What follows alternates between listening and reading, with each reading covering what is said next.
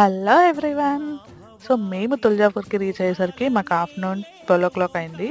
And ఆ రోజు weekend Sunday అవ్వడం చేత ఫుల్ జనాలున్నారు. సో, అందుకని పిల్లలున్నారని చెప్పేసి మేము ఇక్కడ మనకి రూ. 200 పాసెస్ దొరుకుతాయన్నమాట స్పెషల్ దర్శనం కోసం. అవి తీసుకొని టెంపుల్‌లోకైతే బయలుదేరాం. ఇక్కడ అందరూ అమ్మవారికి చీర, పసుపు, కుంకుమ, గాజులు, పుస్తలు, మెట్టలు సమర్పించుకుంటున్నారు. ఇవి అక్కడ మనకి అన్ని షాప్స్‌లో అవైలబుల్‌గా ఉన్నాయి. ఈ టెంపుల్ చూడ్డానికి అప్పట్లో రాజులు కట్టించుకున్న కోటలు లాగా ఉంటాయన్నమాట. సో, మామూలుగా మనకు అన్ని టెంపుల్స్ ఉండేలాగా ఉండదన్నమాట. సో, ఇలా కోటలాగా ఉంటుంది. సో, మనం లోపలికి వెళ్ళగానే రైట్ సైడ్‌లో ఒక చిన్న వేలో మనకి ఇది ఉంటుందన్నమాట. నంది నోట్లోంచి వాటర్ వస్తా ఉంటాయి. సో, అక్కడికెళ్ళేసి ఆ వాటర్‌ని తలపైన చల్లుకొని మనం లోపలికెళ్తే మనకి లెఫ్ట్ సైడ్‌లో వినాయకుడి టెంపుల్ ఉంటుంది. సో, అక్కడ దర్శించుకొని లోపలికెళ్తే మనకి ఇదే అన్నమాట మెయిన్ టెంపుల్.